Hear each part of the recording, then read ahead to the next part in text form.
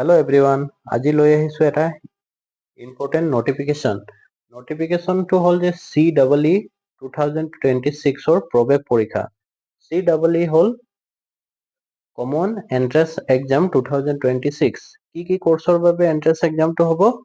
BSc nursing, B pharma, D pharma. আবেদনৰ পদ্ধতিটো কি হ'ব? অনলাইন হ'ব।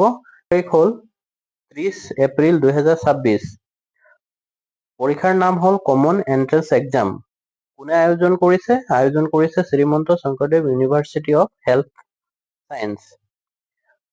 পৰীক্ষাৰ তাৰিখ হ'ল 7 জুন 2026 ৰবিবাৰে হ'ব এক্সামটো।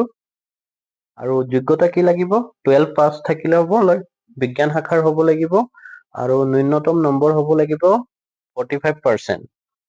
39% যিসকল ছাত্ৰ ছাত্ৰীয়ে বিজ্ঞান শাখাত পাইছে সেইসকল ছাত্ৰ ছাত্ৰীয়ে এইটো এন্ট্ৰেন্সৰ বাবে আবেদন কৰিব পাৰিব। তাৰপাছত পৰীক্ষাটো কেনেকুৱা টাইপ হ'ব? পৰীক্ষাটো লিখিত পৰীক্ষা হ'ব, OMR বেটছ হ'ব আৰু মুঠ নম্বৰ থাকিব 100। প্ৰতিটো প্ৰশ্নৰ বাবে 1 নম্বৰকৈ থাকিব। আৰু কি বিষয়ৰ ওপৰত হ'ব এক্সামটো? ইংৰাজী হ'ব, ইংৰাজীত 25টা কুৱেশ্যন আহিব, পদাৰ্থ বিজ্ঞানত 25টা কুৱেশ্যন থাকিব, ৰাসায়নিক বিজ্ঞানত 25টা কুৱেশ্যন থাকিব আৰু জীৱ বিজ্ঞানত থাকিব 25টা কুৱেশ্যন।